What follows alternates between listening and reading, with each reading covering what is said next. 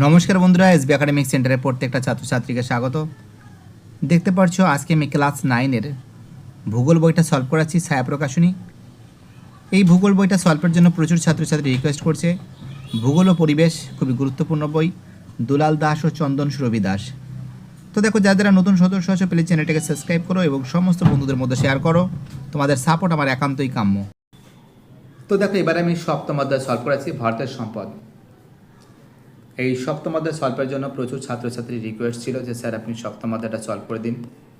দেখো, তাদের জন্য এই সপ্তম অধ্যায়টা সলভ করেছি, ফাটাফাট করে সম্পূর্ণ ভিডিওটা দেখতে থাকো। সম্পদ সৃষ্টিকারী উপাদান হলো তিনটি। সম্পদ সৃষ্টি উপাদান কি? তিনটি।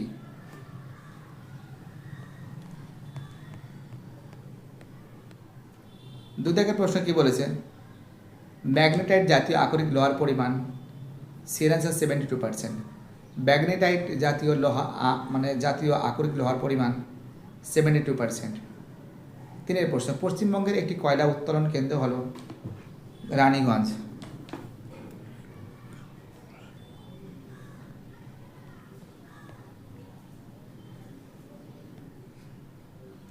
চার দিকের প্রশ্ন, একটি অপরিচালিত শক্তির উৎস কি?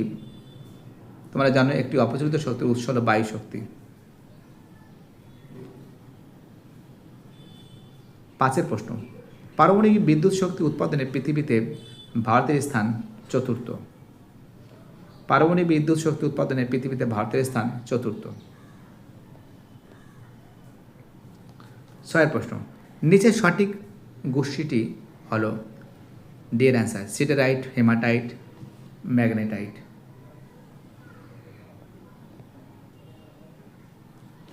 সাতের প্রশ্ন, ভারতের জলবিদ্যুৎ শক্তির প্রাধান্য দেখা যায় উত্তর ভারতে।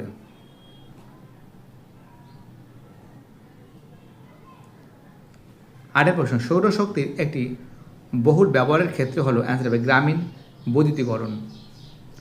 নয় দেখে, একটি সর্ববৃহৎ প্রায় সম্পদ হলো জল, সব জায়গায় পাওয়া যায়। দশের প্রশ্ন, ভারতের বৃহত্তম বায়ু বিদ্যুৎ কেন্দ্র হল মোপান্ডাল। 11 দেখের প্রশ্ন, প্যারাথিসের প্রধান উপজাত দ্রব্যগুলির মধ্যে খনিজ তেল, অ্যান্সার কি হবে খনিজ তেল।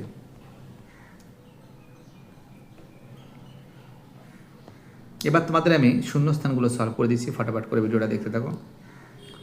শূন্যস্থান পূরণ করো। মানুষের বিজ্ঞান চেতনা এক প্রকার সাংস্কৃতিক সম্পদ।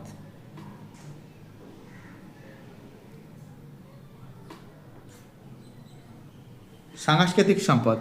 চলো পরে বসা, দুদাগের প্রশ্ন,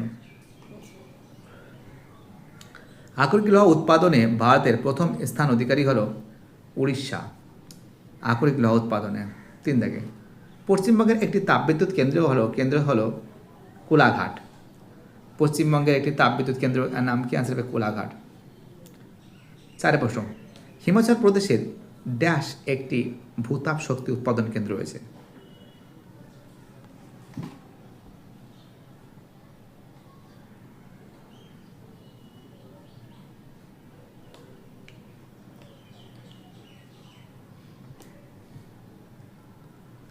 দেখো, এর অ্যান্সার হবে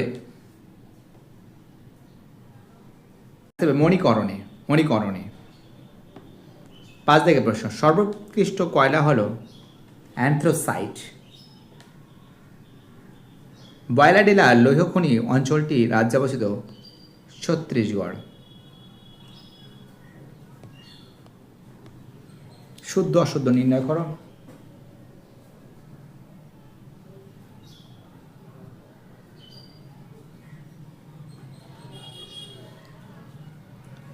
দেখো, যেটা শুদ্ধ সেটা রাইট মারো, যেটা অশুদ্ধ সেটা কেটে দেবো।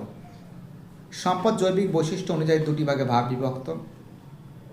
ঠিক আছে।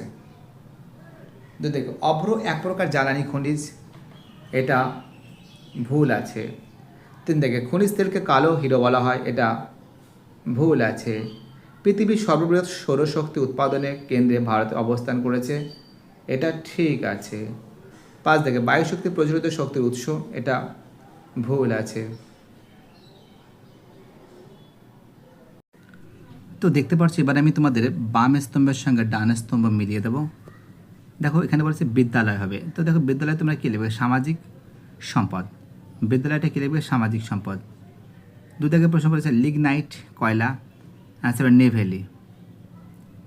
বায়ুবিদ্যুৎ শক্তি হবে লাম্বা হবে।